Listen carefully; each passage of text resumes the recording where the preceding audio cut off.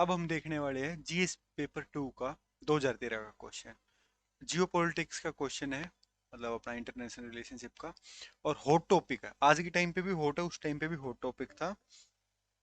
एक बार क्वेश्चन देखते हैं। क्वेश्चन क्या है? What do you understand by the string of pearls?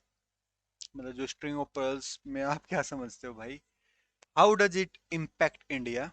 Briefly outline the steps taken by India to counter this. 200 words, 10 number का question है ये।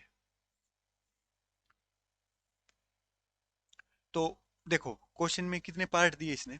इसने पार्ट दिए तीन। एक तो ये है पूरा कि भैया तुम स्ट्रिंग ऑफ पर्ल्स से समझते हो क्या हो। दूसरा दिया इसने कि इम्पैक्ट, ये जो इम्पैक्ट वाला है ना, ये वाली चीज। और फिर बोल दिया कि स्टेप्स टेकन। तीन चीज है, 10 नंबर का क्वेश्चन, 200 वर्ड्स लिखने हैं फटाफट। सबसे पहली बात इसमें क्या होगा? आईबीसी जो अपनी स्ट्रेटेजी है ना, आई इंट्रो, इंट्रो में हम क्या करेंगे? स्ट्रिंग ऑफ पर्ल्स के बारे में बता देंगे।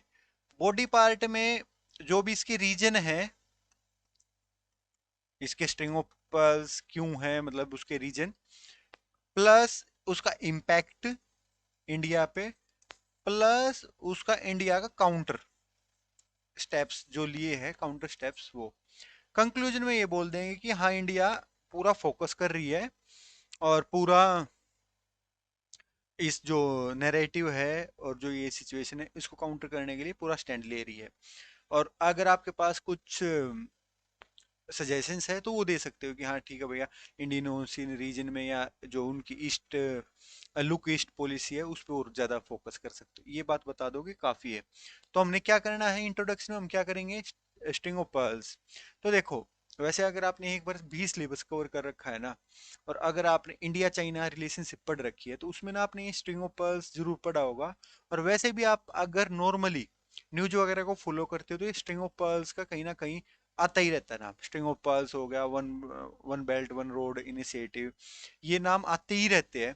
तो इसके बारे में आपको ना बेसिक पता होना चाहिए। जीएस टू 200 वर्ड्स और 10 मार्क्स का क्वेश्चन था ये। अब इसमें एक बार ये मैप देख लो, यहाँ से क्लियर हो जाएगी पिक्चर। ये अपना इंडिया और ये अपना बेचारा चाइना। ये चाइना है ना, ये कर रहा है अभी दिक्कत। दिक्कत क्या कर रहा है? इंडिया को चारों तरफ से, मतलब जो इसका जैसे ये मालदीव है अपना, श्रीलंका है, पाकिस्तान है, बांग्लादेश है, इनको पूरा एक, चाहे पैसे दे के या जोर जबरदस्ती करके या प्यार प्रेम में, इनको अपने इन्फ्लुएंस में ले रहा है। अपने इन्फ्लुएंस में लेके वहां पे अपने पोर्ट वगैरह खोल रहा है, वहां पे अपना इंफ्रास्ट्रक्चर क्रिएट कर रहा है, सो डेट इन फ्यूचर वो अपना आराम से टैकल कर पाए इंडिया की जो भी इन्फ्लुएंस है इधर पूरे एरिया में। अगर आप, ये होता है कि आपके पड़ोस में आके कोई रहने लग जाए ना, तो धीरे धीरे आपको इन्फ्लुएंस करने लग जाएगा।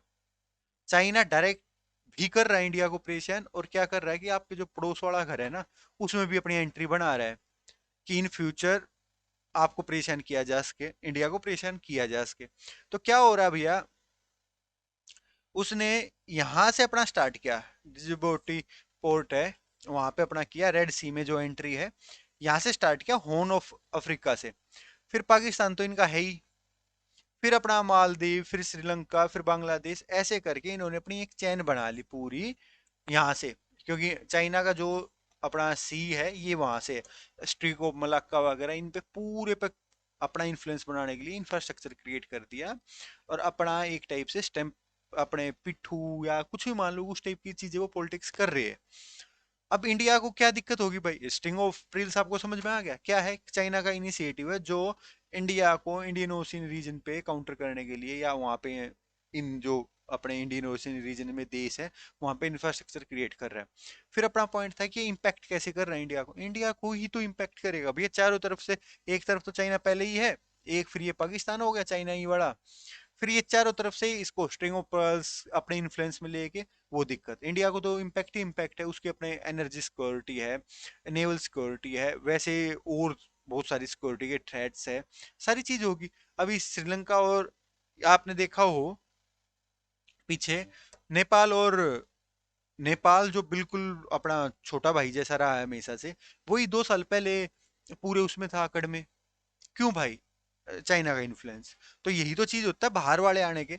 तो इम्पैक्ट क्या होगा सारे जियो पॉलिटिकल में, जो भी आपको पॉइंट आते हो ना, सिक्योरिटी का, इकोनॉमी का, ये एंड वो, सब कुछ डाल देना होता है। एक एक पॉइंट भी लिख दोगे ना तो 5 लाइन बन जानी है, और 5 लाइन में आपका काम चल जाना है। इसलिए क्या होता है कि आपको ना रेडीमेड आंसर तैयार होते हैं। उसमें क्या होता है कि अच्छा, जैसे आप ढाबे पे जाओ या होटल में जाओ तो क्या होता है, ऐसा नहीं होता कि प्याज आपने ऑर्डर दिया, प्याज काटना स्टार्ट किया, फिर छोंक लगाएंगे, भैया ऐसा नहीं होता। वो पहले ही तैयार करके बैठे होते हैं, आपने ऑर्डर दिया, फ्राई पैन में फ्राई किया और आपको दे दिया। ऐसे ही होता है कि आपको रेडीमेड चीजें तैयार करके बैठनी पड़ेगी। जियो पॉलिटिक्स में जो भी इम्पैक्ट होगा आपको तैयार होने चाहिए, सिक्योरिटी का है, कल्चरल है, दिस एंड दैट, वो आपके तैयार होने चाहिए। तो आपको वो इम्पैक्ट वाली ये चीजें वो मेंशन कर देनी थी। उसके बाद इंडिया क्या करेगा, ये पूरा उसका ही है स्ट्रिंग ऑफ पेरेल्स का दूसरा फोटो। जो भी आपको समझ में आए अच्छा देख लेना आप, ठीक है। अब इंडिया क्या करेगा? इंडिया कुछ नहीं करेगा अपना। ऐसा तो होगा नहीं कि अच्छा कुछ नहीं करेगा बैठे रहो भैया। भाई बहुत कुछ करेगा वो, अपनी खुद की पॉलिसीज बनाएगा, फ्यूचर के प्लान्स बनाएगा। अच्छा ये नहीं तो ये। अब 1962 वाला तो जमाना गया। हिंदी चिंदी, हिंदी चिंदी भाई भाई वाला नारे तो लगाते नहीं हम अपने वाले लोग। तो काउंटर करने के लिए अपना इन्फ्लुएंस, तो क्या किया इंडिया ने? इंडिया अपना एक है look east policy. Look east policy मतलब इंडिया ने अपने जो ईस्ट की साइड है ना, जो भी देश है, उन पे फोकस करना स्टार्ट किया, उनके साथ अच्छे रिश्ते बनाए, बिल्डअप किए। फिर क्या हो रहा है कि अच्छा तुम अपना यहाँ पे पाकिस्तान में अपना,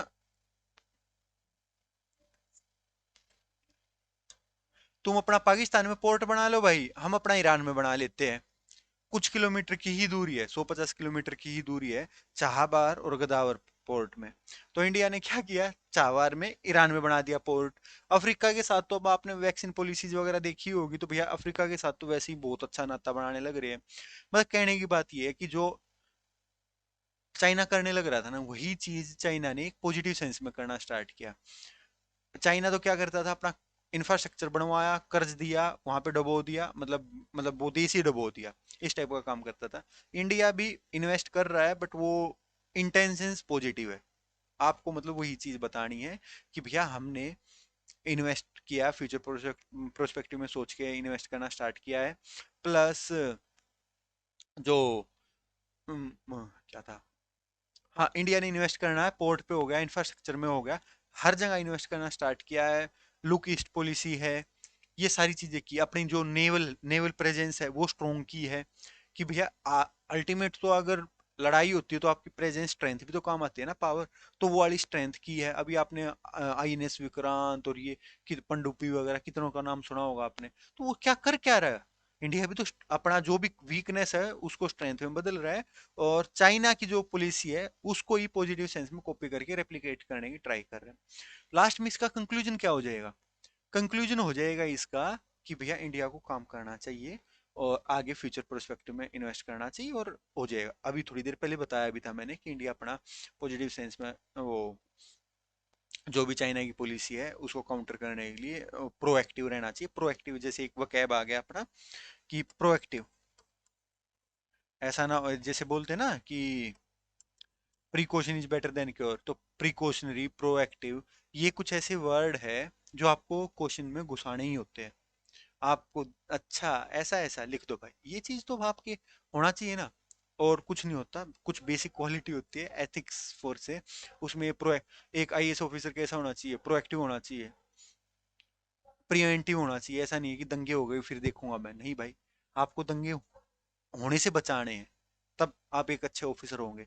तो यही चीज है जो आप वो वहां पे होता है ना कि एक आईएएस बाद में बनते हो, चेयर आपको बाद में मिलती है, बट आपके प्रिपरेशन के ही टाइम पे आपकी तैयारी स्टार्ट हो जाती है। तो वो ये तैयारी होती है। जब ये आप अप्रोच अपने आंसर राइटिंग में लगा लोगे ना, आंसर राइटिंग तो होनी ही होनी है आसान, प्लस आपका साथ में लाइफ भी सॉर्टेड हो जानी है। तो ये चीज हो गई भाई हमारी।